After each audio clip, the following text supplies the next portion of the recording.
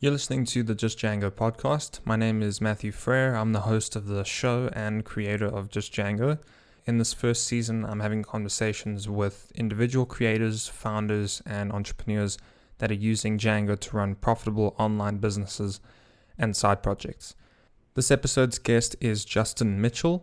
Justin is an entrepreneur, coder, avid tech enthusiast, and creator of CodingForEntrepreneurs.com, which offers project-based courses on Django, Python, JavaScript, machine learning, and many other technologies. Anyways, Matt, thanks for having me. Appreciate it. No, thanks for being here. It's going to be good. So let's start with how you got started with Django. Sure. Yeah. So how much time do you got? Because it's going to take a while. So I want to start before that because Django itself was just really a solution to a problem that I was having. And the problem was actually building web applications and writing code. So back in high school, this was 2003, 2004. I really wanted to start a clothing company. And the reason for that is because I wanted to really control my own freedom. And I thought that starting a business would be a big part of that. Both of my parents had their own small business. It just really fit in with, I wanted this freedom aspect of things, right? Like, and I still believe that owning your schedule is like the ultimate freedom. That doesn't mean that you can't work for somebody, of course, but having control over your schedule is something that is just really clamored for, and ideally making a good amount of money while doing it. So starting a company is a good way to do that. So a friend of mine and I, we started a clothing company, and that probably sounds very silly to a lot of people around the world because it is. Like, it's a clothing company. Like, who are these two kids in high school trying to make a clothing company? Well, a big part of it in Southern California, where I'm from, is it's sort of part of the culture, especially at that time, to start a t-shirt brand, right? Like to print something, screen print something on a t-shirt and start that brand. But like, if you know me, my fashion sense is simple. Let's put it that way. I just wear t-shirts and jeans. So it's not like I'm a fashionista at any means, but we were trying to do that. We were trying to make a really cool, popular, like hip, if you will, LA, Southern California, Newport Beach kind of brand. And I'm pretty sure one of the big surf brands, I always forget which one it was. I think it was Quicksilver, or maybe it was Billabong, or maybe it was another one. There's been several brands that started in Southern California. So I was very much around that culture. Luckily, that being the case, with Southern California specifically, is my uncle knew another guy that was starting a brand called The Hundreds. The Hundreds is really, really popular, even to today, right? And I was telling him about my brand. He's like, oh, that's cool and stuff like that. And I'm like, yeah, I really want to build a website, but I don't know how. And even back then, websites, I mean, they were definitely not even close to what we have today, but they were still gaining a lot of popularity. I didn't want to just have a MySpace. That is certainly aging me, but I didn't want to have just a MySpace for it. I wanted to have a full-on web page. And so he's like, I was asking him questions like, how much does it cost? How do you find somebody to do it for you and all that? And he's like, are you kidding me? Like, you just need to do it yourself. Like, go buy a $20 book at Barnes and Noble and go through that book and make it happen yourself. And it didn't take much convincing. I was hungry. I'm like, okay, cool. I wanted that business. I wanted that freedom. Like, that was the main thing for me, right? So I got that book and I learned basic HTML and CSS. This of course, is not programming at all. I mean, some people argue that it is. I do not think so whatsoever, because once you actually can build an actual full-on software, you realize how simple HTML and CSS really is, right? Yeah, like it's funny. But the key thing here was I had this underlying thing that I wanted this freedom. I think a lot of young men around 15, 16 feel that way anyway, right? Like, they're like tired of listening to their parents essentially telling them what to do.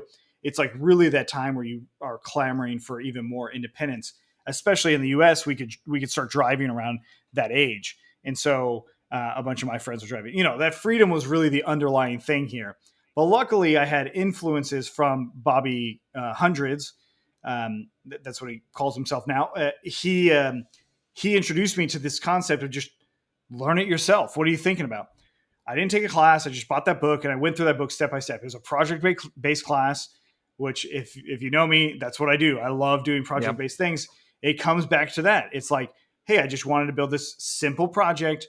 I made it happen. I don't even remember how long it took, but I remember going, wow, this is a lot easier than I thought, until I actually tried to get it into production, into an actual domain name. Luckily, another family friend introduced me to a network engineer that knew how to get web pages going using FTP and, Git. If Git was around, I didn't know about it. But FTP, file transfer protocol, I just literally dragged the files that I built with HTML and CSS onto the server, much like you would drag it onto a hard drive. For those of you who don't use or know what FTP is, I'm trying to remember the last time I actually needed to use FTP, which is long ago. Yeah, long. Matt, I told you this is going to get off the rails. It's really hard for me to, when I'm talking about myself, to not get derail. So if we ever need to bring it back, by all means, please do that. No, that's fine. Keep going.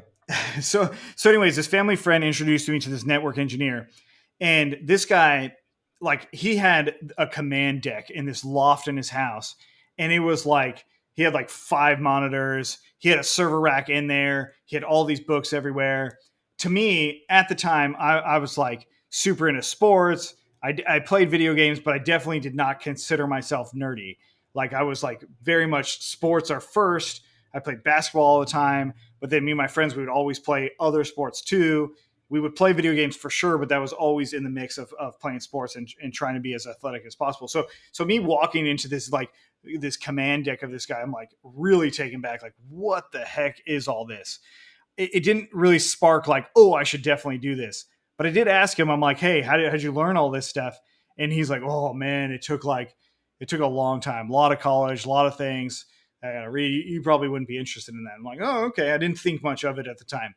But anyway, so he helped me get my website on, which was amazing, because then I actually had a full-on web domain with a real website. And if you've ever struggled with that specifically, you will know how good of a feeling that is once you have your domain name with something you built on there. Like, it's hard for me to fully relate to it now because I've been doing it for years, but I remember back then it was just like mind blowing, and it actually helped me get a job freelancing for an SEO company. I would help them with their search engine optimization way back in 2004, 2005, when it was really popular to do that. But I had the unique skill of actually being able to change the HTML and CSS, which a lot of people at the time didn't know how to do. So it also helped me elevate my skills a lot. So that clothing company project ended up falling apart, but it taught me HTML and CSS. I also Flash. Are you familiar with Flash? Yep. Never worked with it, but yep. Yeah. So Flash was like Flash was very popular at the time, as you might imagine, because it's like modern day JavaScript. JavaScript's incredibly popular for the user interface side of things, and making games and all that stuff. Flash was that back in the day, but then Apple decided to kill it. But anyway, so Flash was another thing I wanted. I wanted my website to look really cool. I wanted to actually function more than just HTML and CSS, right? Because once you do HTML and CSS, you're like, ooh, can I do more? Can I make it, fade in and do all these cool animations? Like, how do I do all those things? So really, HTML and CSS was like my gateway drug, if you will, to going deeper, and that was learning Flash. And again, at the same time, I was doing SEO stuff, so I was able to learn Flash enough to offer that to our SEO clients. So I was doing some programming with ActionScript, even though I didn't realize it was programming at the time. It took me a long time to realize I was actually programming then. But again, I didn't treat it that way. I thought of it more of like I was editing an animation for a video, much like you would do today in something like After Effects. So this is a very long-winded way to get to how I started Django. So I'm going to skip a bunch of things. In college, I took those HTML and CSS skills to do all sorts of projects on WordPress, right? So WordPress became a very popular blogging platform. I'm pretty sure I heard about WordPress from Tim Ferriss and the 4-Hour Workweek. All those things were very influential to me. A big part of the reason was that underlying freedom concept. That's what the 4-Hour Workweek, the book itself, is all about. And if you haven't read it, I recommend it. It's still relevant, mostly relevant today. There's parts that aren't, but a lot of the underlying concepts are. So let me just grab some water real quick. So I started dabbling in WordPress, and I had this idea for a project, a specific project in mind, and I knew I needed programming, right? So the 4-hour work week highlighted the freedom thing that I wanted, but I also wanted to be able to work anywhere in the world. And again, a big part of that was the 4-hour work week, but the other part was like, who doesn't, right? Like if you want to work on the internet, a really good chance is like you want to be able to just pick up and move anywhere in the world. And hopefully what we get out of 2020 is a lot more people that aren't programmers being able to do that by default. So, I mean, that might be the silver lining we get in 2020, because that freedom to move around the world is just fantastic, right? So to be able to pick up and move to South Africa, I mean, I'd have to take my whole family, but be able to do that would be amazing, like, and it is amazing. I mean, like I have that ability to do that, and it's not really a money thing. It's like a mindset thing too. Certainly money does play a factor, but if you can work anywhere, then, you got that. So anyways, that was very core to me in college. I didn't study computer science. I studied business, entrepreneurship specifically at the University of Southern California or USC. And in entrepreneurship, being around all those people, so many people were actively out there and getting it. And much like Bobby Hundreds told me, he's like, hey, you should just go and do this. So I had this idea for a project. I wanted to help people get jobs in restaurants. And so I put together a very basic landing page using HTML and CSS and a tool called Wufoo, which is still a tool today. It was a way to collect data from users or potential users into a form, into a database. But really, really easy. You just had to copy and embed code to do that. You didn't have to actually design the database or anything related to the programming. And I was able to attract a business partner, and he was the technical one. So I had enough momentum with that idea. Again, I could still do HTML and CSS. I could still do FTP. I could do all of those same skills back then. And that was what allowed me to create my first MVP landing page, or minimum viable product landing page, for this service idea. I got a bunch of people interested. That landed me a technical co-founder. He and I worked together for a little over a year on this project. We would launch iterations of it, but the whole time I was incredibly frustrated because I wasn't actually helping with the software. But he was really good, so he actually did things really fast, but I felt pretty useless as the quote-unquote business side of things, because I just wanted to change things constantly and I couldn't do it. So, naturally the frustration. But he was not from the US and he needed visa sponsorship, so he had to go get a job. And with that, getting a job, he had to leave the business or leave it as much as we were working on it, which is totally okay. I call it a business, but I really should just call it a project, because I think we made $25 the entire year and a half we worked on it. It was definitely not a business. But anyway, so he had to leave, which is completely understandable. We were making nothing. We couldn't do visa sponsorship. We didn't have enough traction to get investors. And also, I'm of the mind of how long can you bootstrap it yourself, and how can you make or enable your customers to pay for what you're building, right? That to me is way more important than how to raise money in so many projects. But we can get into that some other time. So anyway, so I got this project going. He leaves. And I'm like, hey, I still want to make this thing happen. How do I make this happen? So I tried to do it in PHP, which is what he originally built it in. And it was just incredibly confusing for me, because it's like, hey, why can't I just write HTML and, use HTML and stuff like that? So I did PHP, didn't click with me. And I just really skipped it really quickly. And even my buddy at the time was like, PHP is not great. WordPress is also in PHP. So I did know how to manipulate things a little bit, because it's kind of written in line with HTML, or can be. And so I did the PHP thing, skipped that. I did Ruby on Rails because David Hannemeyer Hansen, or DHH from Basecamp, he created Ruby on Rails, and I was a big fan of his way back then, because they wrote all this stuff under the business name 37 Signals at the time. So him and Jason Fried wrote all these things that were really, really interesting to an entrepreneur who wanted to build a web application. So I wanted to give Ruby on Rails a proper shot. And I tried, but it just really was not clicking for me at all. So then my buddy, his name's Nitish, he actually introduced me to one of his friends who knew Django, and Python wasn't very popular then. So this is what, like 2008, 2009, something like that. Okay. Python was getting more popular, but it wasn't nearly as popular as it is today, even though it had been around for a long time.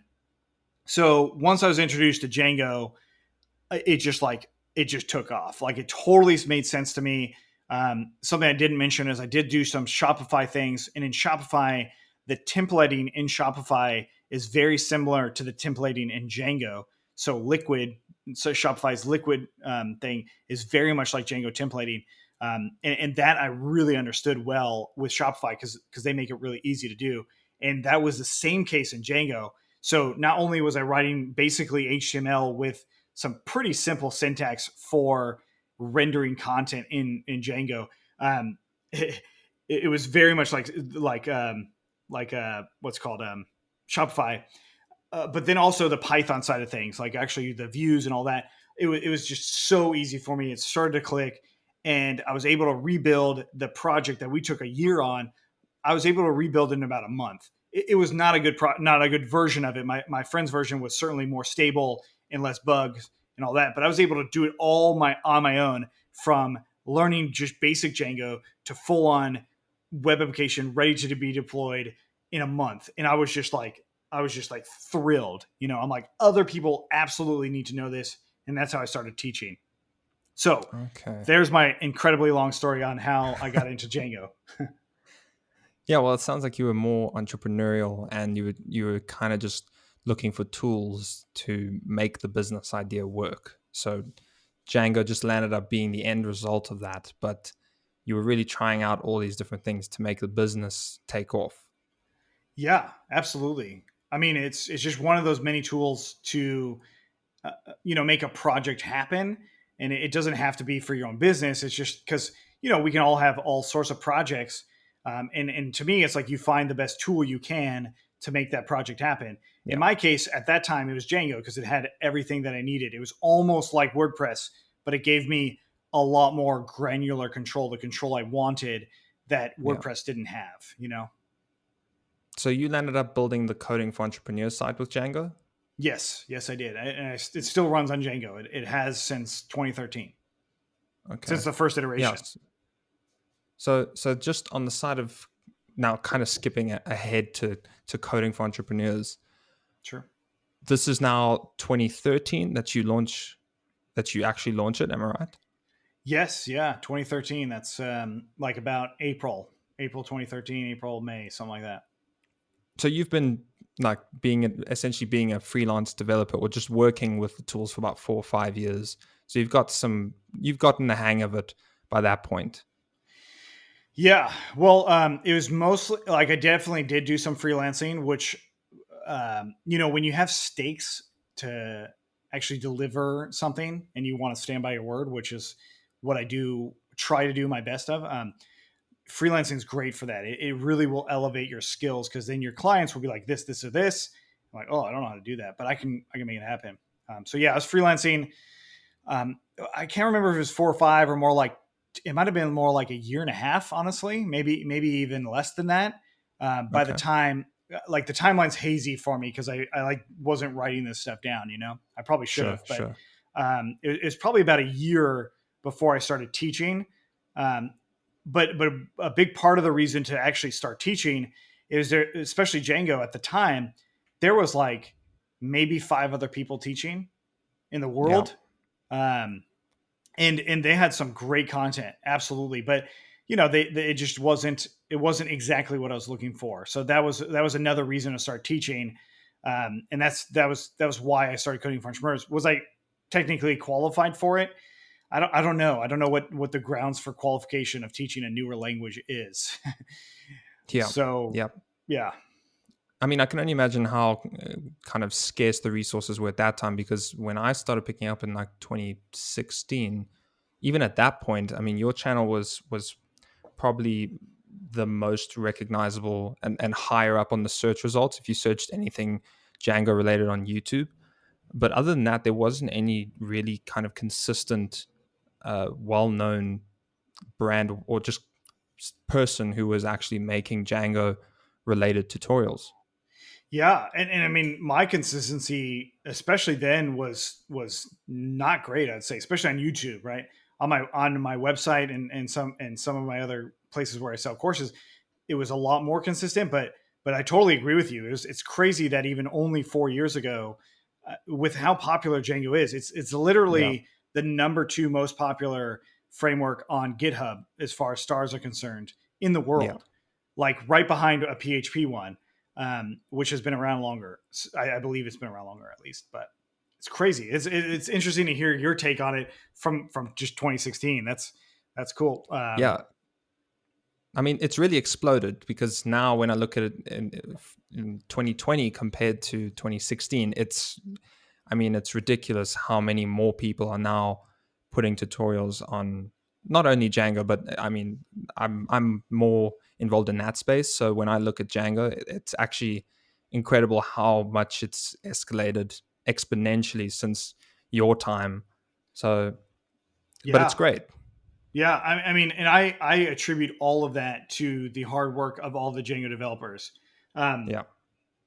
my job wouldn't exist without them, right? Like if the especially the core developers, if they weren't actively maintaining that project, excuse me, and making it happen, I honestly don't know where we would be today. Like because Django also sets the standard for other kinds of languages that want to quote unquote beat Django. You know, Yeah. um, Yeah. because I found a really cool one called, I believe it's called Adonis JS, which is like maybe the first JavaScript Django like competitor. And if you're Okay. in JavaScript, you're like, whoa, there's a lot of web frameworks in JavaScript. That is true, but there's not nearly as many full featured batteries included frameworks like Django in Yeah. JavaScript. I actually have a hard time finding them. And luckily, a student of mine recommended, I believe it's Adonis JS. I might be saying it incorrectly, but recommended that. And it looks really cool. I want to play around with it more. Sorry, I guys. think one I also came across was called redwood.js, something along those lines. There Interesting. was some post, someone also talked about their move from Django to Redwood and kind of similar, uh, like batteries included sort of experience to working in Django, where it generates migration files and kind of just handles the majority of the work for you. But yeah, I definitely, I haven't seen anything else besides Redwood. The one you mentioned is also new to me. Yeah. Oh, this looks cool. Yeah, I want to check it out because we said it. It's like you pick the best tool you can for what you do. But Yeah. but going back to like the Django core developers and stuff like that, like I couldn't appreciate them more. And I some of these Django developers in general, not necessarily just the core developers, but other ones too, that I admire. It's like I do wonder, how do they fully get all of these skills? Hmm. Because Django is so, in my opinion, elegantly designed. Like the API itself is really easy to use. That even if you looked at Django code from like 2010, it's still Django code. It's not Yeah. drastically different. I mean, there's Yeah. obviously improvements, but that was well thought out prior to you or I ever getting into this. And it's just it's amazing that's the case, given that Yeah. Django's like was such a niche project at the time too. So Yeah, it is. I mean, that's something I definitely want to touch on later as well, which is like the idea that you can start in 1.11. I'm kind of putting myself out on a limb, but if you started at 1.11, most of the concepts and just general code that you write is really the same compared to 2, compared to 2.2 and 3. So I mean, and I didn't go before that. I mean, I'm sure before that it was pretty much the same as well. Matt, I'm so glad you said that. It's like I can't echo that more, right? And the biggest changes that happened since I've been using Django is migrations. That's like the fundamental, like ground Right. shaking changes for Django. Prior to the built-in database migrations, there was something called South, and you had to install that third-party package to do the migrations. but the way it actually worked was roughly the same. Okay. But other than that, like, yes, there's features that are better and newer and all these bug fixes and all this really good stuff. But if you're learning, I honestly think you can still learn from Django 1.8. You can still learn from Django 1.6 because there are some brilliant people that made these amazing projects way back then. And Yeah. you can learn from them, even if they're not the most active. You know what I mean? So, Yeah. Yeah. No, I mean, that's something, again, I really want to touch on that again, because I constantly get people who say, why are the courses that you make still using version 2.2? And I'm like, what do you mean? 2.2 it's still LTS. Like, that's not even that bad. But you could go so much further back, like you're saying, all the way yeah. back to 1.11, or like you're saying 1.8, and it's really exactly the same. The concepts are literally the same. You're just learning the minor changes when a new release comes out. I'm sure the core developers, if they hear this, would probably think we're nuts and there are so many big changes. But I guess the general way that the average person uses it really remains the same. Yeah, yeah, I think so. Well, actually, there's a really good talk from Andrew Goodwin that came out early September, so about a month ago, for the Python Internet Conference for Australia. It's usually in Australia, PyCon AU, I think it is. And he was talking about this too. They're talking about asynchronous stuff in Django, right? So asynchronous Django is going to potentially shake up everything with Django, but they're talking about keeping the core Django API as is. So they don't want to just make everything in the past of Django irrelevant, right? They still want all those things because asynchronous is not the best solution for everything, right? But that talk really highlights the fact that I actually think a lot of Django core developers would agree with us that the core part of Django has mostly remained unchanged for years. The cutting edge features are really nice, and if you're going into production, yes, use at least the latest supported LTS. Yeah, right. Like that's a given. But it's frustrating to hear students say that to you as well. They say it to me all the time of like, oh, this is not in Django, whatever's listed on djangoproject.com, and I think what it actually comes down to is the cool thing about where we are in software today, right?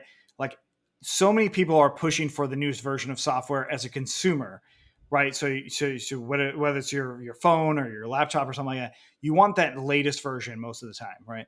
Sometimes you don't download it right away. You want to make sure those bugs are out and all that. But a lot of times you want that latest version. And that is actually really good for us as software developers because that means that people are just really ready to take on all of those new features you've been working on. And that's thanks to Google, Apple, Microsoft, Facebook, Twitter, like all of these companies that are constantly pushing out these new versions to consumers really does trickle down to students and people that are learning. So that's like the amazing thing. I'm really glad for that because it would be really frustrating if the opposite was happening, right? You're teaching something in the latest version of Django and somebody's like, well, why isn't this in Django 1.5? Like everyone uses Django 1.5. Nobody uses Django 3.1. I know you're laughing, but it actually happened for a really long time, and myself included, with Python. So Python 2.7 and Python 3, that transition was a nightmare. Python developers say it. That's why Python 3 to 4 is not going to be that big of a deal. Python 4 to 5 is not going to be that big of a deal.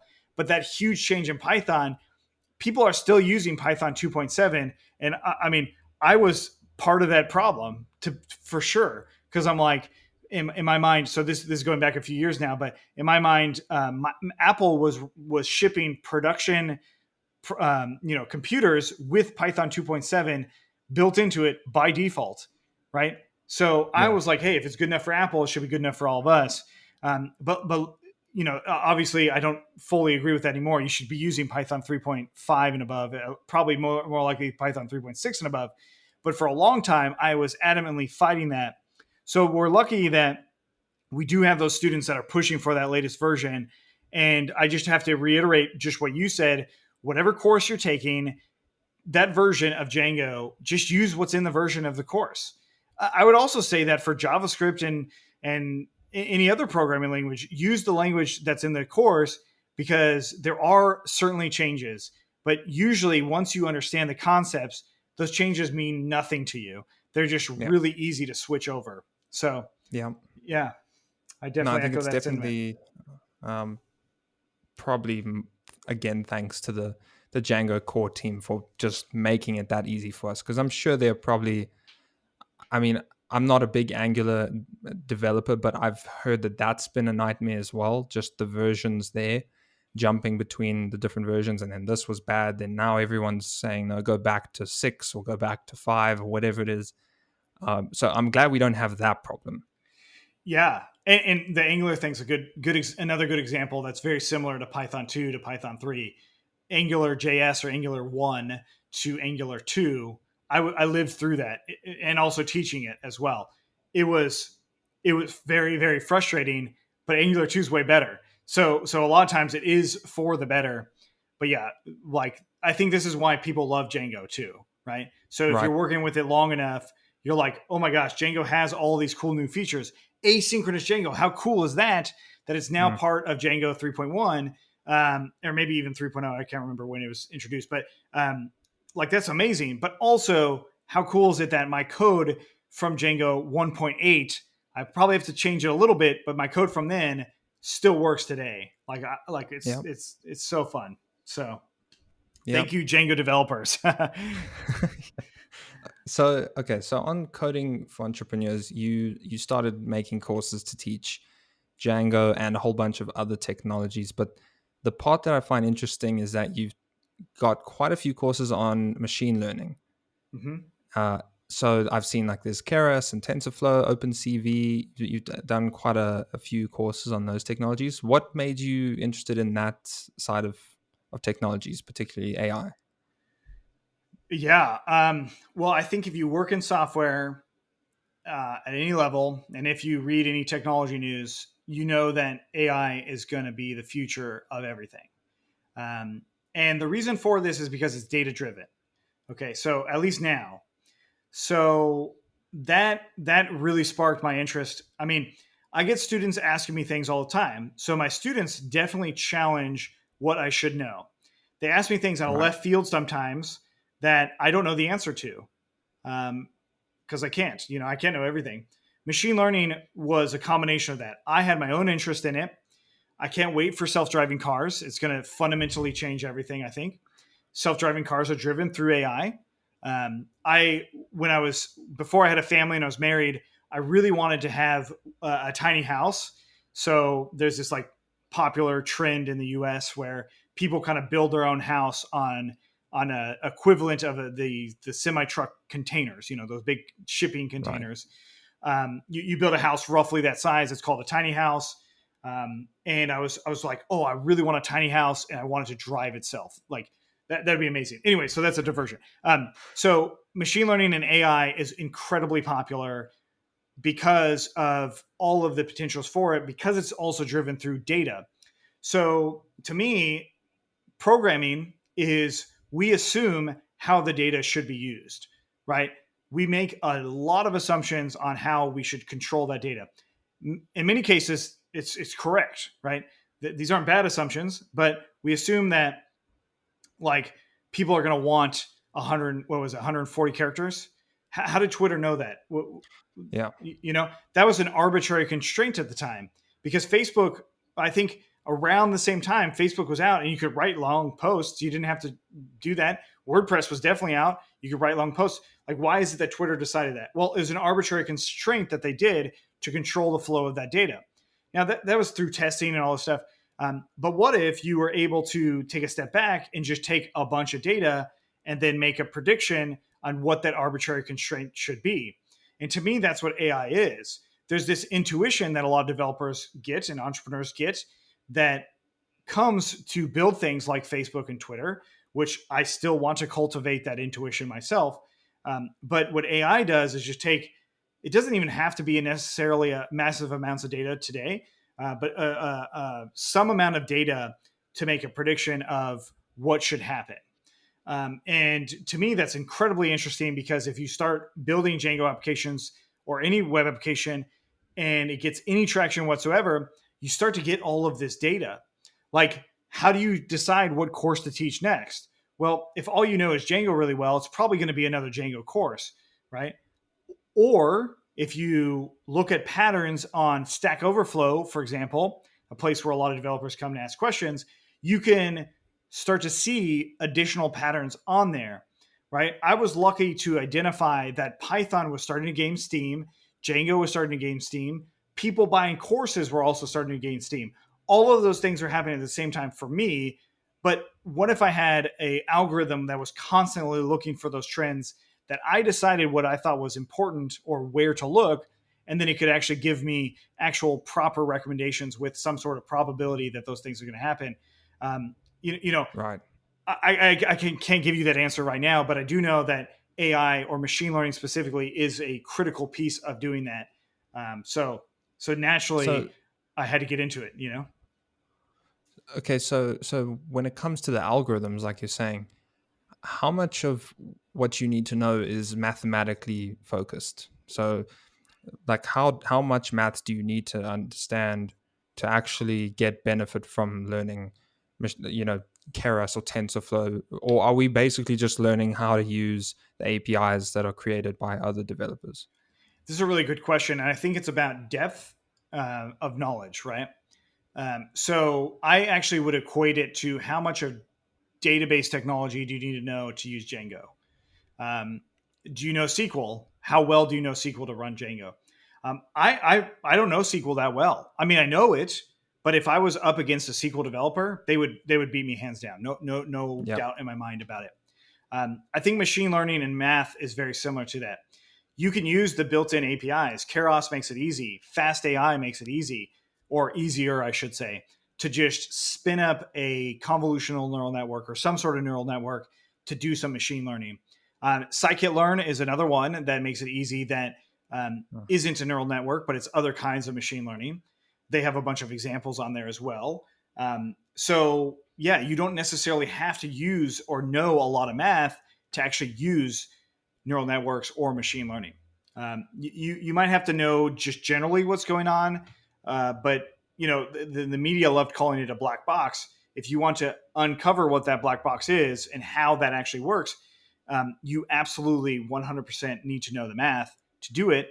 The math is not incredibly complicated, but once you start abstracting it and making it into a neural network, it starts to get a lot more complicated, because there's so many tiny little calculations that are happening that it's almost impossible for a single human to do those same calculations in a reasonable amount of time, because we're talking about thousands or millions or potentially hundreds of millions of calculations that are happening, which is why we need to use GPUs, which we could talk about if you want. But Yeah. I think you tweeted something along the lines of like you were relearning calculus. I don't know how long ago that was. But was that because you were going down this path of machine learning, or what was that for?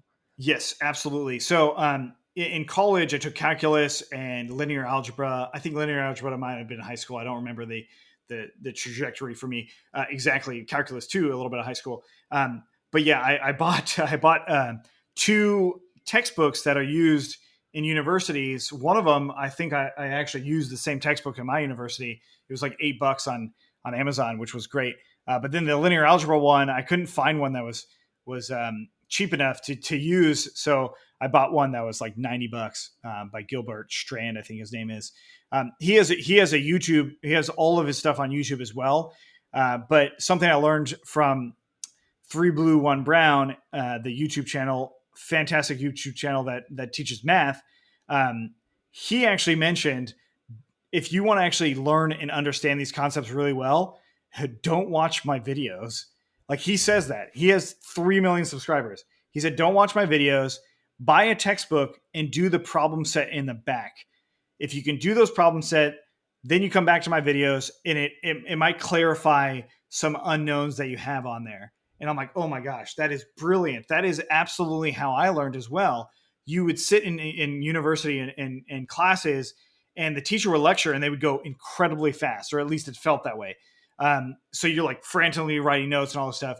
My real learning for calculus, especially, was not in the classroom. It was sitting with the book and trying to do my homework and struggling through that process, doing the questions that are in the back of a chapter and really solving it. And even if I had to look up the answers, which I believe our books had the answers in there too, because checking your work was critical with that.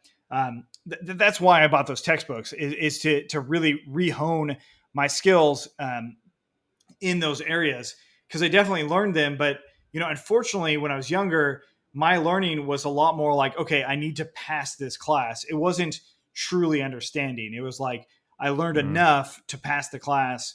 And it's part of the reason I don't actually have quizzes or tests anywhere for Django or any of the things I teach, is because I don't think you should be learning to the test. Not to say that tests are bad, Yep. but you shouldn't be learning to the test itself. So I had that problem. That's why I bought those textbooks. And that's definitely why I'm going deeper into machine learning. Andre Karpathy, the guy who runs Tesla's AI, talk about somebody who I would love to just take his knowledge and put in my head. Not to take on Tesla or anything like that, because I have a lot of interesting ideas myself that I want to see through. He's like one of those guys that it would be amazing to take that. Same with Andrew Trask. Andrew Trask wrote, in my opinion, the best way to get the nuts and bolts of machine or neural networks from a math perspective, using NumPy in a very approachable manner. But to be fair, it's really the only one I gave a lot of time to. But it's called Grokking Deep Learning. It's a really, really good book if you want to know the math side of things. If you don't want to know the math side of things, Fast AI and Jeremy Howard's YouTube videos and courses on Fast.ai, those are amazing. He goes into that depth to some degree as well, but he also admits that he's not super proficient in math, but he does have literally cutting edge results with a lot of the projects he works on. And here's a guy who's openly saying that he's not necessarily that good in math. So hopefully that answers your question in a long-winded way. It does. I mean, yeah, there's so much there. I mean, the book, I'll put that in the show notes so people can get hold of that. But yeah, I agree. Probably the majority of people, myself included, learned from struggling through something. I'm sure that applied not only to your calculus learning, but through programming as well. I mean, it's only going to really sink in once you start building your own project. Yeah, absolutely. So then going forward, you're quite set on AI. Are there any other technologies that you are kind of looking to learn now, like blockchain or no code, other kind of groups, or just programming languages? Yeah, good question. That there's a lot of answers to that.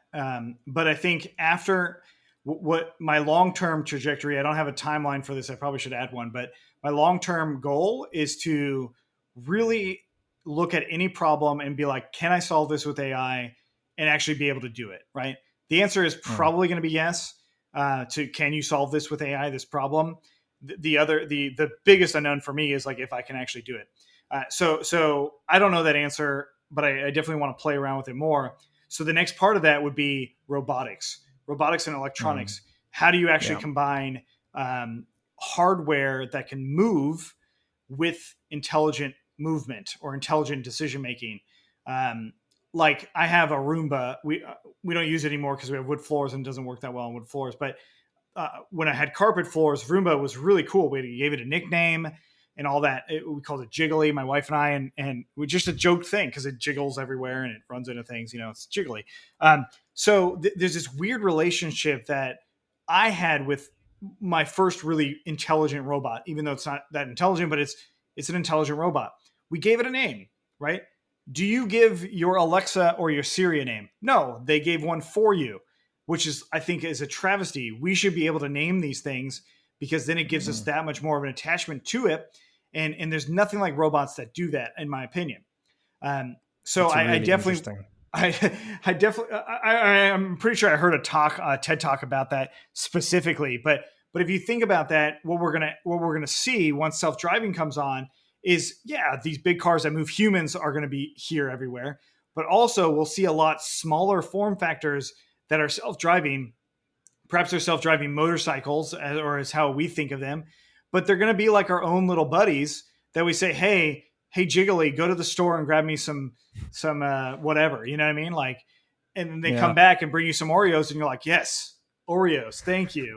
You know what I mean? Like, that's totally going to happen. And I don't know when it's going to happen, but it's that like next phase in technology that takes the intelligence that a lot of AI researchers are working on and putting it into something that moves on our behalf. And I want to be a part of at least controlling or understanding, not necessarily building everything myself, but understanding what goes into that for my own robots. So that's what I'm really excited about. And at some point, I'll have to just work with somebody who's brilliant in those two areas to really download their information. Like maybe I can convince Andre Karpathy or Jeremy Howard or Andrew Trask or all those guys, or Andrew Ng from another great machine learning guy. Like maybe someday I'll be able to convince these guys to teach me everything that they know about this stuff. But for now, I'm just going to keep going through the material that they put out, learn as much as I can, and then I'll move into the robotics things after that. I'm going blank on his name, but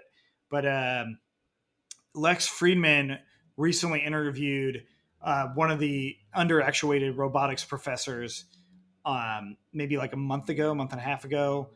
Like fascinating guy with robotics. He's another one I would love to learn from at some point, but there's only so many hours in a day because I still have to do my day job. Unfortunately. You know what I mean? Yeah. But that sounds good. Thanks. Yeah. I wanted to answer the software side of things to learn. I recently read a tweet that said, I've been using JavaScript. I didn't write this tweet. Somebody else did. I've been I've been learning JavaScript since it was released. Like literally since the day it was released, this guy said he's been learning JavaScript. That's gotta be like 20 years, right? Maybe more than that. And JavaScript's one of those things I want to get better at. I think I know it really well, and I could probably work only in JavaScript and do okay. But that's another thing that I just want to fully master for sure. Like I feel that way a lot of times about Python, but then sometimes students come in and say, hey, what about this? And I'm like, whoa, that's a good question. Those things are always humbling and great to happen. So those are the obvious ones I want to get better at. But then also like Go, I want to check out that. Rust, Julia, give those some more time. With JavaScript, I didn't mention Node.js and learning more about all of the intricacies with Node.js that are beyond web applications.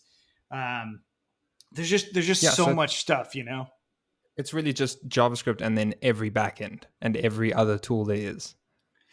Yeah, like Kubernetes and DevOps things and Docker. Like I know those things pretty well. I can build production applications with them, but somebody that works in Kubernetes all day, every day would just floor me with the skills that they have, So I want to get better at that. And I've recently purchased, or sorry, I didn't actually purchase it. The guys at TuringPie, TuringPie is a compute module or a board, so you can have a cluster of Raspberry Pis all together. Really, really cool. So that's another segue into me learning and using Kubernetes a lot more, as well as the hardware side of things that I mentioned with robotics. Raspberry Pis are really good for that. So luckily, I got a TuringPie board and all these compute modules that they sent to me. So I'm going to be playing around with that a lot more, doing some classes on that too. So yeah, it's really like a combination of what I think is popular and worth learning, and also where my effort goes, right? Just because I'm interested in it doesn't mean that I'm going to spend very much time in it. So I try to do more of the things that I spend time in. That sounds interesting. I'll wait for when you make the course on robotics, and then I'll take it up from there. Yeah, sounds good, Matt. I appreciate it. That's years away, though. I would say at least years, because it's complicated. It's not like doing robots well. Like even with my own experimentation, doing it well is hard to do, and even just doing it basically is hard to do. But of course, there's roboticists that are like, but no, that's not true. But to each his own. Yeah. Yeah. Well, okay. So I just want to go back to the AI part because you're wearing a cap right now. No one can see, but it says tight.ai. And so do you want to talk about that project? Yeah, absolutely. That sounds great. So I wear this hat as a reminder to myself to continue with machine learning and AI. It is about the project, but that project to me is like me publicly putting myself on the line that I'm going to be actively working on machine learning and AI outside of teaching, right? So Tight AI is a good example of that. I had and have grand visions for Tight AI, most of which I spent a ton of time developing out this really complicated system that made it hopefully easier for developers to get into deploying machine learning applications and all this stuff. But unfortunately, that complicated stuff wasn't easy enough for anyone to just jump into, right? So I decided to scale back quite a bit and actually make a tool that makes it a lot easier to just make data sets, image data sets specifically. It's very similar in feel to Google Photos or Apple Photos, but it's designed specifically to make it easy for anyone to make an image data set. And image data sets themselves are how you build computer vision applications, or at least the fundamental part of how you build computer vision applications. So if you wanted to classify the difference between a hot dog and not a hot dog, you need to create the data set that actually does that, right? I'm kind of trying to make a tongue-in-cheek joke, but the point is that you pick things that you care about, like whether it's 2 things or 100 things, and you start to annotate or pick the regions that are interesting to you, and you use that to actually make an AI model that can then decipher that for you. I think a very practical way to do this is on your own Django application or your own web application, and you want to actually allow users to upload photos, right? How are you going to moderate those photos? How are you going to make sure that they're photos that you want your users to see? Now, that's up to you. You can make it the Wild West and let anyone upload anything, right? Reddit does that. But perhaps you want to have sensitive filters for whatever it is. Perhaps it's nudity, right? So Reddit does this. You go on Reddit. Well, I don't know this personally, but you go on Reddit, and if you go to something that's not suited for work, it will flag that. Not only is it a subreddit, but also specifically images, if they're not suited for work, they'll be blurred out and it'll say, are you 18 or over, right?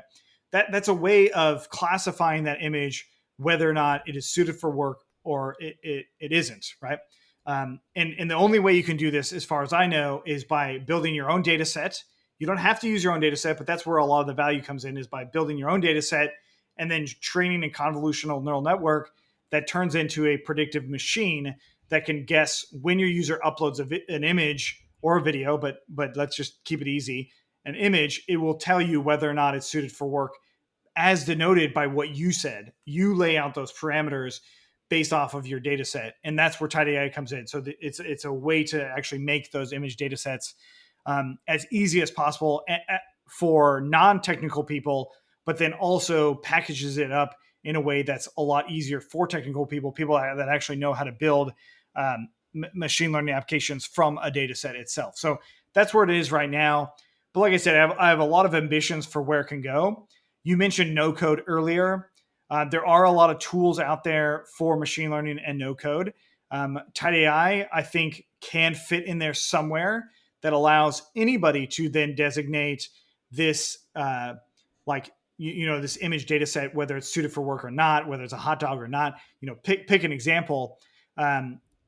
You can get anyone to do it. When you say anyone, I actually mean the experts in that field. So a better analogy for why you would use Tight AI is actually like a pizza place, right? So if you owned a pizza shop and you're like, I want to use AI in my workflow somewhere, where do I use it? So my recommendation would be to take a ton of pictures of the product that you have, maybe before and after it goes in the oven. After would probably be even better than before, but having both sets is probably a good idea. Let's just stick with after. So after it comes out of the oven, what you want to have happen is a certain quality. So quality from 1 to 5, say. So 1 star, 2 star, 3 star, 4 star, 5 star. Papa John did an interview on the guy who made the business Papa John's. His name, he goes by Papa John. Anyway, so he did an interview on the H3, I think it's H3 Productions podcast. Really interesting interview, but he talked about this quality score that they gave to all of their pizzas at Papa John's. Who knows if they still do it? I don't think he's there anymore. There's been all this drama. That's why he's on that podcast. But they gave this quality score. And I'm like, wow, why couldn't the local pizza shop do this? Well, a big part of the reason is they don't have the systems in place to do it. So a local pizza shop, if they take all these pictures and annotate them, that's where you start. Tiai helps you with annotating that part of things. So you can say, hey, this pizza is a 1-star thing. How do you actually annotate that? Or who more specifically annotates it? That should be the expert. That should be the one who cares about it most. That should be the owner of that. In Papa John's case, it's Papa John. He's the one who set that precedent for everybody else. He looks at any pizza and he can give it a rating. Whether it's from Papa John's or not, he can rate it based on the Papa John's scale. And he has this like really keen eye for it that maybe even his next senior person doesn't have that same keen eye. So the question is, how do you take that expert knowledge and turn it into software? The answer is machine learning and AI. So and Tiai will take the expert, so they don't actually have to learn how to do all the machine learning AI. All they have to do is tag a bunch of images, much like they would on Facebook or Apple Photos or whatever. They tag all these images themselves. Now that's a data set that's ready to be trained, and you can actually use that in some sort of production environment. So going back to like what I would recommend to a pizza place, or really anyone for that matter, that's interested in building data sets is at the very least, regardless of Tiai, the very least is just to build a bunch of images, because images are the easiest one to get into if you're a beginner. Build a bunch of images and tag them with things that you're interested in about them. You can draw boxes around them if you want, or you can just separate them into folders and say, this folder has a bunch of images of hot dogs. This folder has a bunch of images of not hot dogs. Or this folder is images of 1-star pizzas. This folder is images of 2-star pizzas. And replace those things with whatever you care about. That would be a good way to like start getting into doing the AI thing, is at least separating out your images and then working with someone who knows the AI stuff to actually train it. And I think we all fit in this category very broadly, right? There's a lot of things that we are experts in that other people are not. So a good example for web developers, I heard about this one from Jeremy Howard and Fast AI. The way they did this image classification with the web was actually monitoring where clicks were going. So doing a heat map of where clicks go, and then labeling each heat map, right? So every time a user has a session, they can create this heat map of where their mouse goes. So essentially tracking where their mouse goes. And then you do that for thousands of users, and then you classify each heat map, because it's an image, right? So the heat map itself is an image of what these users have done. You classify this heat map, each one of them, into, let's say, 10 categories, one being a customer that's going to leave right away, 10 being the best customer ever, and then everyone in between. And then on your actual application, you can make predictions on what that customer is going to be. And perhaps if it's leaning towards the best customer ever, if it's like a 5 or 6 or 7 or 8, you might actually have this live chat pop up and say, hey, this is so-and-so, you're the founder, I wanted to chat with you. I'm here to answer any questions. And you actually physically be there to answer questions, or even jump on a phone call to help solve that.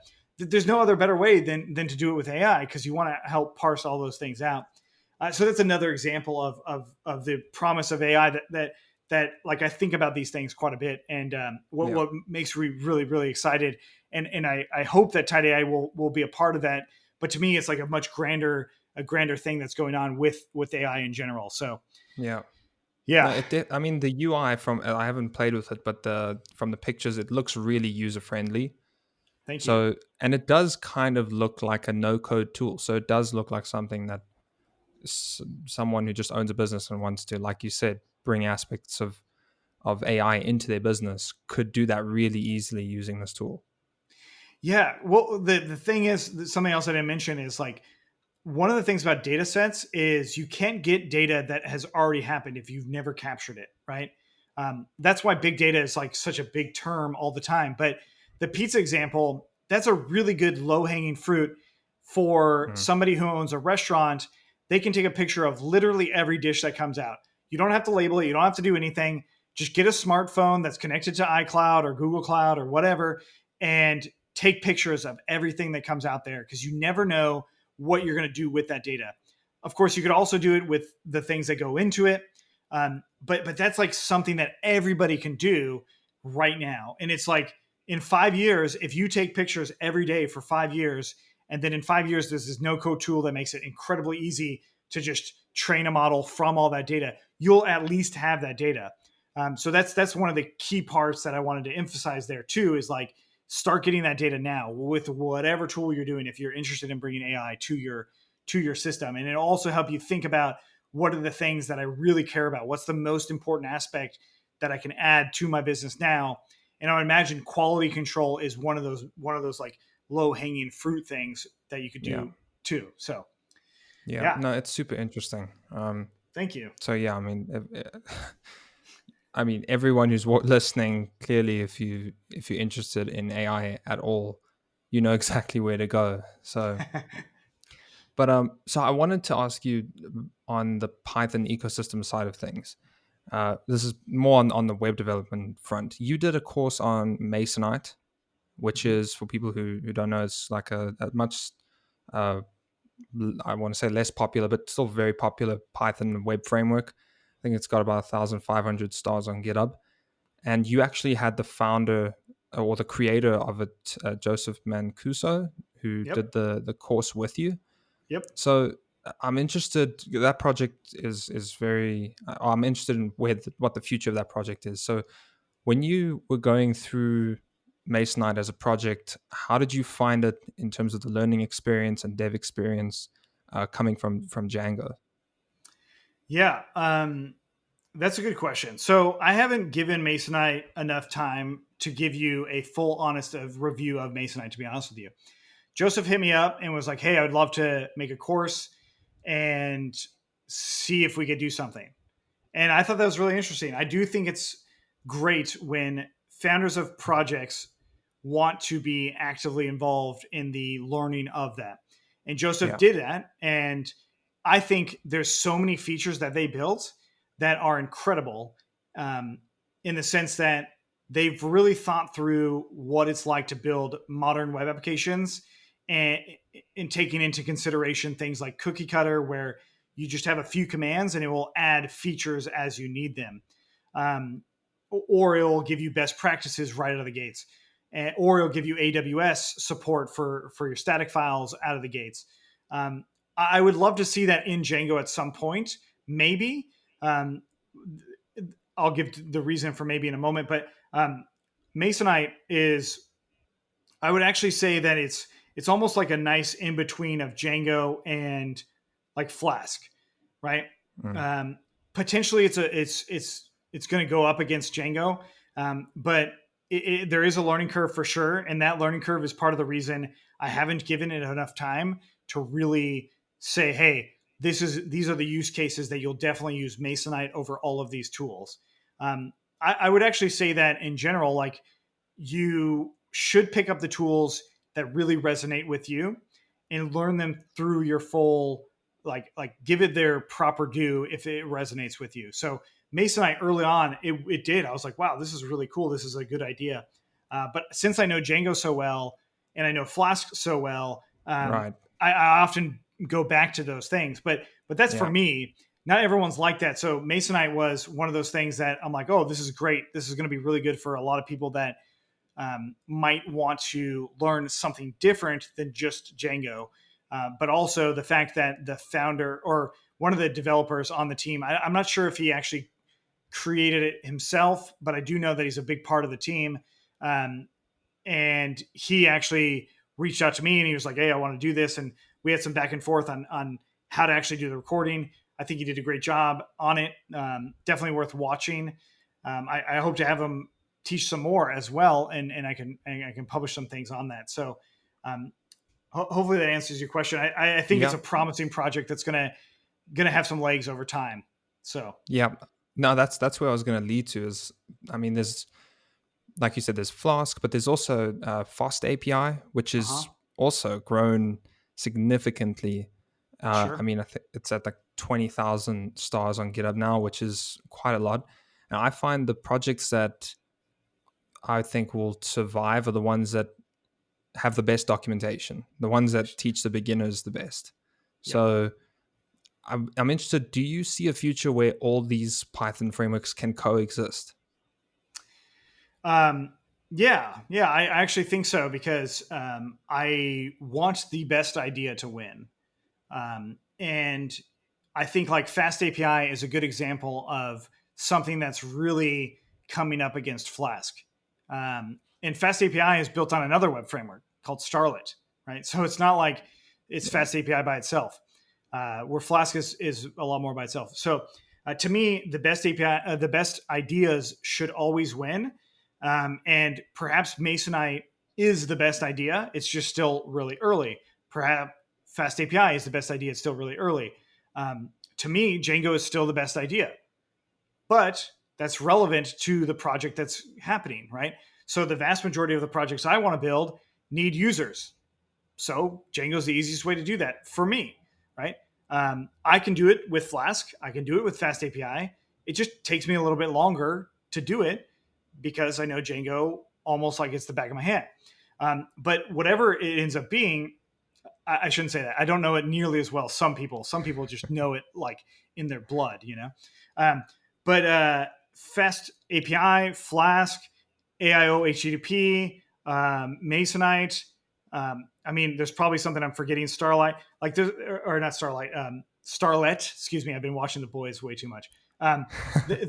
All of these things are really cool because what they're actually doing, in my opinion, is they're pushing what Python web development should be, right? So I hope that Django takes ideas from Flask, Fast API, AIO HTTP, and Masonite, and all the other ones, and maybe even Python requests and Django REST framework. Like they should all be sort of sharing the best things that are happening, all of the best ideas. And if at some point they all start to look a lot alike, that's okay because they're always going to probably have their own place of what they excel at. And some of it might be just dealing with legacy code, right? So in Django's case, maybe that's the case. Maybe it's always going to be all of these older applications. They're just helping them stay up to date. Whereas Masonite or Fast API, maybe those are more of the cutting edge ones, or maybe those are just for microservices for machine learning applications, or like.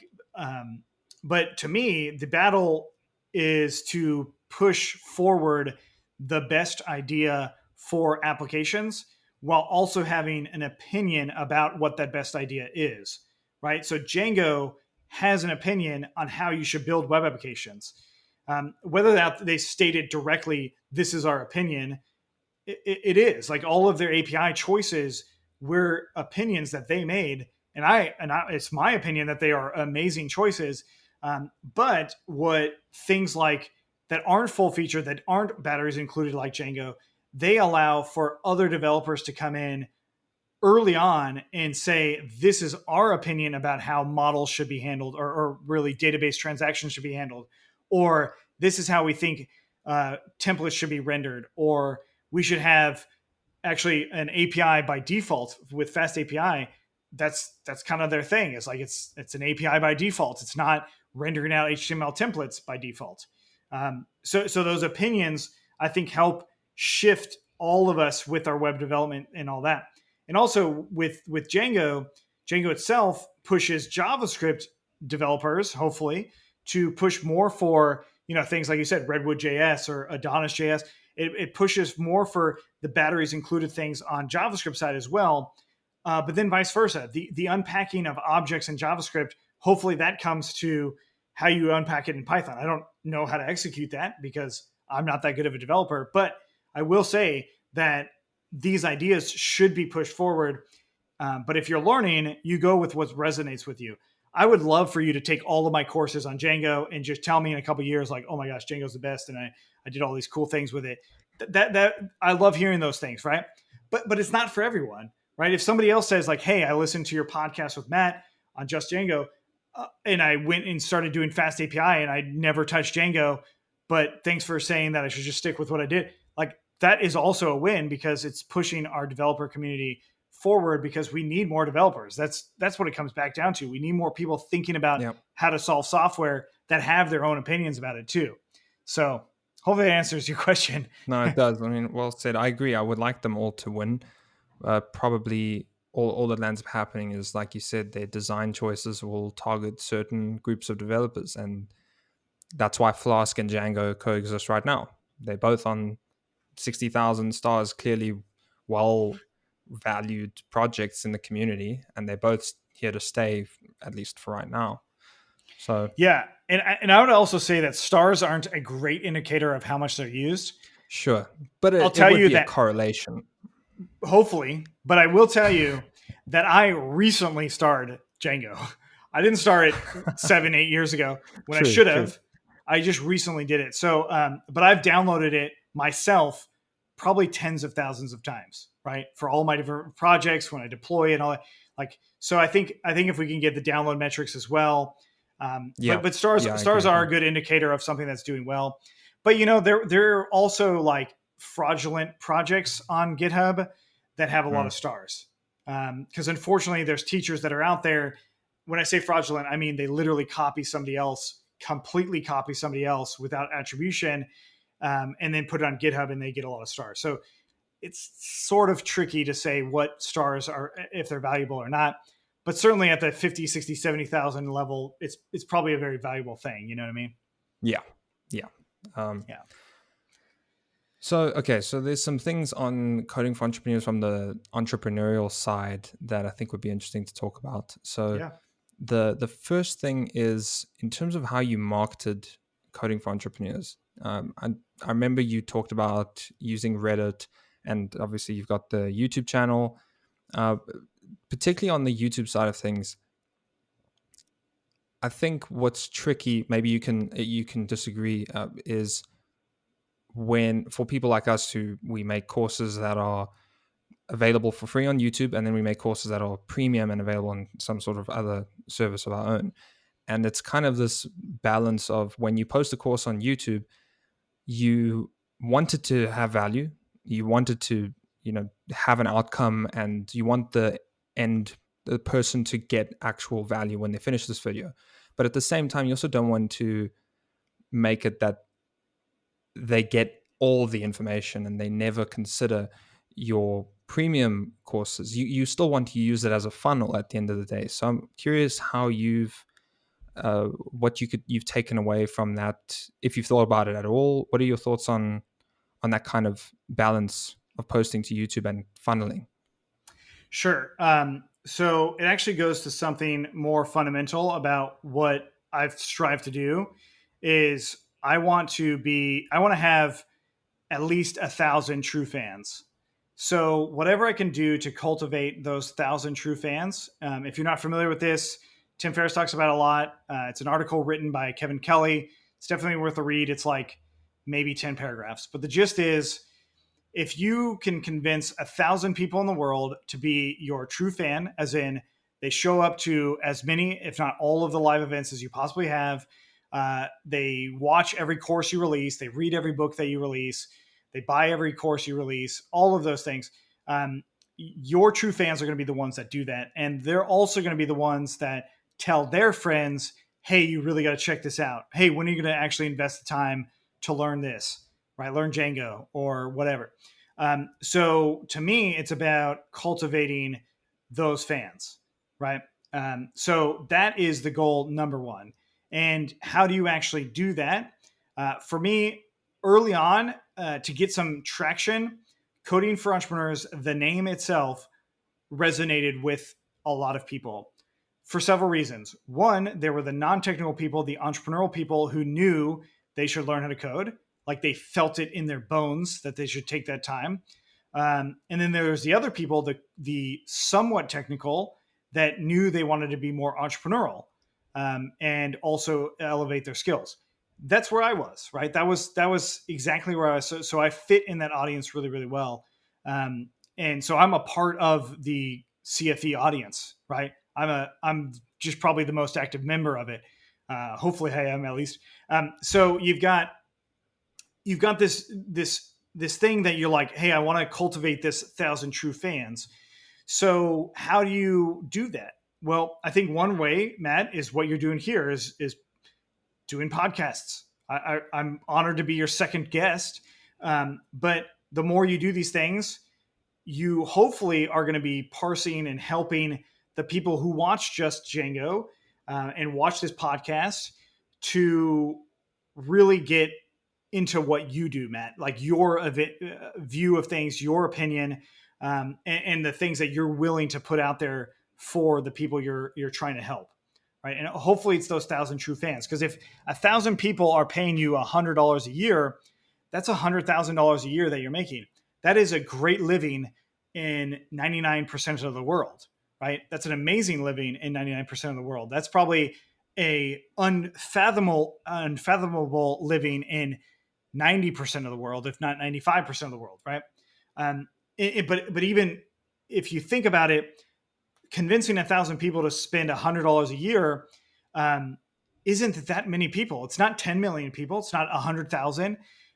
It's certainly more than 100, but you could probably think of at least 50 people right off the bat that you might be able to help with whatever they're doing, even if they're not taking your product or service or whatever, but you might be able to help them. So if you're learning how to do Django, for example, you might be able to help your friend that is a dentist that needs a scheduling application or something like that, right? So to me, YouTube was about cultivating that. Reddit, when I first posted on Reddit, I haven't posted much since because I didn't want to spam people. I didn't want to make it about me because Reddit's not like that. But I resonated with people early on that fit that group, that audience that I was going after. And the service that I provided with that Reddit, I mean, I gave away free coupons. I just made it really easy for people to join me in this mission of like continuously getting better at software and helping our own projects move forward by challenging what we know. So a lot of people joined me on that mission, and that I think was what I focused on. And the reason I even launched a YouTube channel wasn't actually meant for a marketing funnel. It was meant as a single place for everyone, wherever I put the course, to get the absolute basics. That was how to install things and also how to build an MVP landing page, how to actually use models and views and all the things that build up on Django. That's what it initially started out as. And then I started getting a little bit more traction there, more subscribers happening and people asking for other kinds of things. So that I'm like, hey, what if I actually released a full course there that was even more full featured? And what if I did that? And then it sort of snowballed into what it is today, where I have a lot more content on there. And I do agree with you. It's actually tricky to move from giving a lot of value on YouTube to actually having full courses on your website or wherever you want to sell them. It is tricky, but if you have those true fans that are like, hey, you just released a project on X, now you're releasing a project on Y. Well, ideally, your project on Y or whatever your next project is different enough of a project that there's a lot of nuance in there that even if you're teaching roughly the same things, the nuance itself is where the value is going to be. The value is going to be in like that 1 or 2% of that course. And that's what the people who are really, really dedicated to learning this stuff, hopefully are fans of yours, but at the very least, they're very dedicated and they are the ones who jump in and will purchase these courses from you. And you'll help them push their skills forward because like courses are an investment in yourself, in my opinion. And they're probably the best thing that you can do is invest in yourself. So you can help everyone around you. That's kind of how I feel about it. And also when $100, $10, $5, $1,000, if any dollar amount is coming out of your bank, that is now a reminder to you that you need to make it worth it, right? That you need to put in some effort there. YouTube, unfortunately, only does the effort part. And I want to reward people who will put the effort in that legitimately cannot afford to buy courses. When I say legitimately, meaning like $20, spending $20 is like what they spend a week for something that is critical, like rent, for example. I don't want you spending that on a course. Like, you shouldn't be spending that on a course. You should be spending the free time that you have in the library, the modern library that is YouTube. You should spend it there, go and be a freelancer for a little bit, make some money, then take the courses, then come back and actually spend the money that you've earned from the time that you've put in. But unfortunately, the time that you put in is going to be a lot. Whether it's a course or not, it's going to be a time investment that you need to put in. So I think it definitely is tricky. And if you're starting out today, it's really hard to just come out of the gates and say, hey, I'm going to start charging for these courses. But you absolutely can do that. You just need to, I think it's just being very, very clear to the people you're selling to, the value that they get, and also the what you'll do if they don't get that value, so you can give it right back to them. Because I'm trying to help the people who are really hungry to help. And I don't mean by hungry with food. I mean they're actively wanting to get their skills up to that next level, whatever that means. If you want more of my time to help you there, that starts to cost me time that I can't just redistribute to everybody else, right? So Matt, you and I talking here means that I'm not making any more courses. It means that I'm not podcasting on my own. It means that I'm not writing blogs. It means I'm not doing research. It means a lot of things, right? So I value my time a lot. But part of the reason I'm doing this is because I know that there's a lot of people that both you and I can benefit from hearing this conversation, whether it's even if it's only 10 people and those 10 people take the time to really change their lives. I've now exponentially made those lives better, hopefully, or we both have together. That would be amazing, right? But what I don't do, especially on YouTube, and even more so recently, is I do not start to engage with the pleas for help, because it takes a lot of time. The pleas for help are great for the questions that I want to answer in future content, for sure. But as far as like, hey, I don't know how to do X, please tell me how to fix X. Well, if you do the work, you will absolutely know how to fix X. And I realize you're probably running into some frustrations. And to me, that's where a lot of the courses come in. So if you purchase the courses on my website, especially, I'm much more active there on helping you diagnose these problems and solve them, because you are putting not only the time in, but you're also putting in a financial investment. You're actually paying for it. So I want to give extra value to you by answering those questions. So I don't actually look at YouTube as this funnel. I don't think of things in the content marketing. I could probably make a lot more money if I started thinking of things how content marketers do, in the term of funneling and having these automated emails and upselling and doing all this stuff. I definitely probably could make maybe 10 times as much money, maybe even more than that, if that was my mindset. But that's not been my mindset. It was about cultivating those 1,000 true fans as one, and then two, really hopefully helping people who are actively seeking to get better and maybe don't have the funds to actually spend the money for those investments. So that's how I think about it in general. Yep.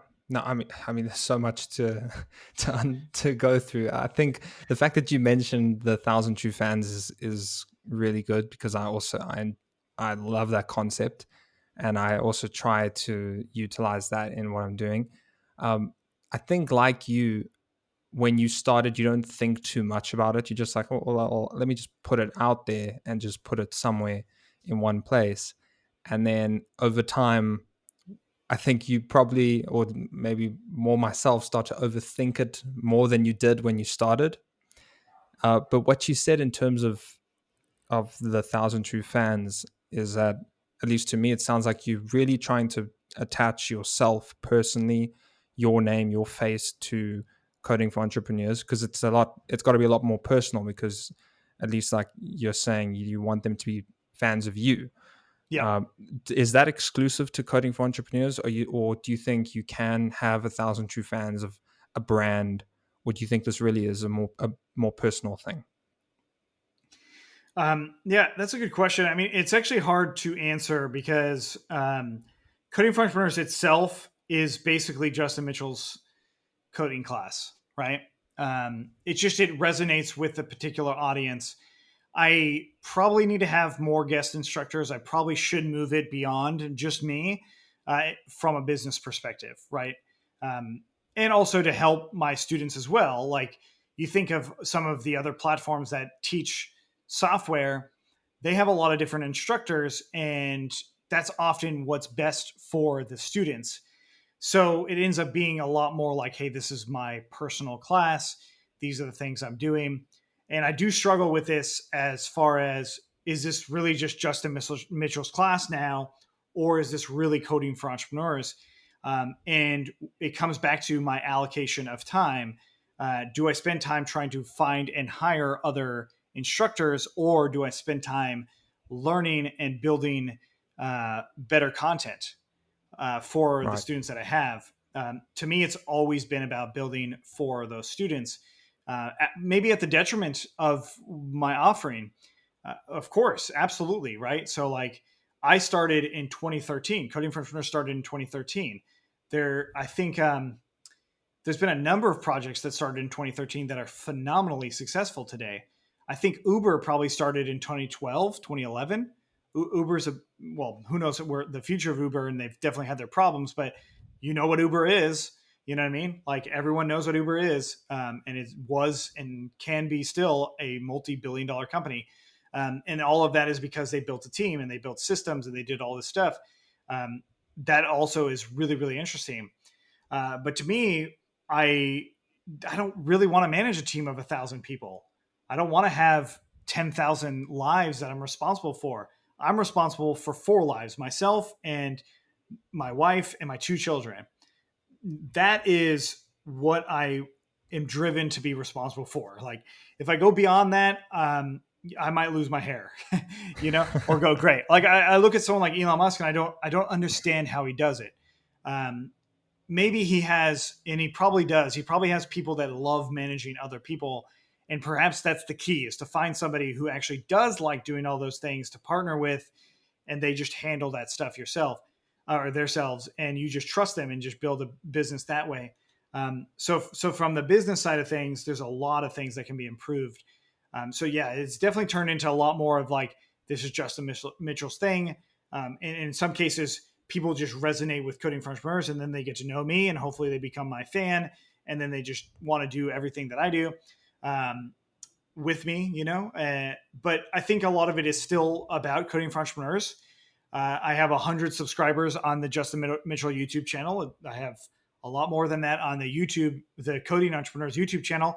So yeah, it still is about Coding Entrepreneurs, and maybe someday I'll have somebody replace me. I don't know when that would be, because I love learning things, and teaching helps me learn things. And then on top of that, I also love helping other people, because I will say that one of the best things to hear from is like, man, I was really in the dumps. I found your courses. I learned a lot. I have a job. My life has changed. Thank you so much. It happens sometimes. Yeah. I'm not trying to brag about it or anything, because it's like, I'm sure a lot of teachers get this stuff. But when it does happen, it's like, wow, this makes it all worth it, regardless of how I did that month or how I did that year, and especially when I take time off. This is something that I've also learned is, are people actively bugging you for more stuff? As a marketer, pushing things down people's throats is never fun. But if they're begging you for it, that is what you want, right? You want people saying, hey, why isn't this in the newest version? I really want this course, but it's not in the newest version. Why? You definitely want those things. Or, hey, you haven't posted anything on YouTube in months. Where have you been? Are you okay? I hope you're doing well. Please post more stuff, blah, blah, blah. Like, those things happen. And it's like it's amazing, because for me, I mean, I get lonely. I get annoyed. I get depressed, or, well, maybe not depressed is probably not the right word, but sad maybe. All of that stuff happens to me too with work. And when you have those fans, even if they're not the true fans in the term or the definition, but if you have those fans, or you've cultivated some sort of connection with people around the world, that often can bring you out of it. Like I've been doing a lot more live chats lately, and I highly recommend it to anyone who teaches, even if you're uncomfortable live, because you get that one-to-one connection like what we're doing here. Sure, it's just people typing on the screen, but you get a connection with your audience like you've never had before, even if it's 5 people, even if it's your mom and your 2 uncles and your 2 aunts, whatever, you know what I mean? Like you get this connection that you're starting to build with them. But realistically, even if you just have a small audience, doing that will help propel you and remind you that we're all in this together, right? We're all trying to actively improve our lives together. And that goes back to like, how do I find the people who are actively trying to improve their lives in a way that I can contribute to? Like it's super meaningful to me, right? And I see this directly with my children. I like they're not customers of mine. I'm their customer. I do everything for them. You know what I mean? Like I'll continue to do that until the day I die. It's like I'm going to get choked up about it. But this idea that you should get something out of somebody, well, that's not why you give. That's not why you teach, is to get something out of somebody.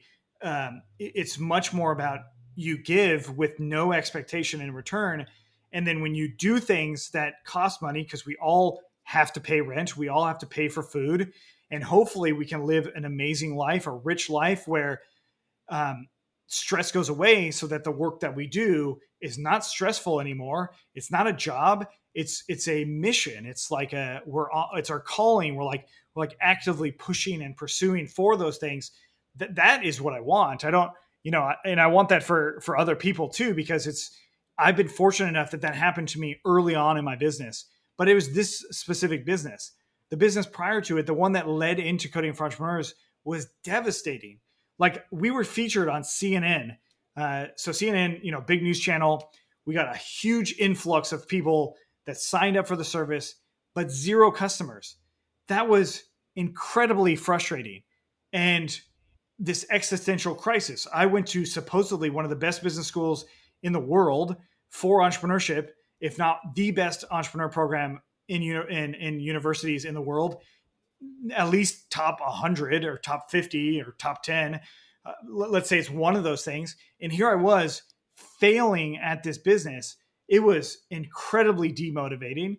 It was incredibly challenging time. But I also didn't have an audience that I can chat with later. Not necessarily about the problems, but I didn't have that connection with people. I didn't have that connection with those customers. Now, luckily, I do have that connection. So I'm able to have that like meaningful impact, even if it's just a small one, but a meaningful impact in somebody else's lives. And once you can actually do that at all, it is amazing. That's one of the things I love about being a parent. There's many things I love about being a parent, but one of them is being this like progress that you see in your children and that you are part of the influence of that. My wife is a much bigger component to that. I do as best I can, but the thing is that when you're teaching people around the world, it's like you are sort of being like a mentor to them. If you're doing it right, I hope that you're being a mentor to them, because I've had mentors before me and it's how I've been able to get where I am now. But cultivating that connection and that mentor relationship is, I think, incredibly important. And then charging for courses, I think, is very logical. Everyone understands that we all need to eat. Maybe at some point I'll have a corporate sponsor or a group of corporate sponsors that pays me a wage that I think I deserve. Maybe beyond that even, that I could just do this and everyone can do it for free. It's just about effort then. But unfortunately, I can't do that yet. I still have to pay rent. I still have to pay for food. I still have to raise my family. I got to do all those things that we all do for work, right? So anyways, I have no idea what your question was, but hopefully that there was something in there that was worth listening to. No, there was a lot. I mean, it basically took all my questions out. I mean, I think it was a great note to end things on. Good. Thanks, Matt. I appreciate that you gave me the opportunity to answer these questions, and you've been listening intensely. I mean, it's a lot harder to do digitally, I mean, we would probably have to do it digitally anyway, because you're you're in South Africa, right? So Yeah. yeah. No, but I mean, it was fine. I mean, I got the front row seat, so like it was great for me. No, thanks so much for taking the time and for the, I mean, thorough answers. So I just hope that everyone who's listening would get, I'd say, more than a handful of gold nuggets out of the conversation.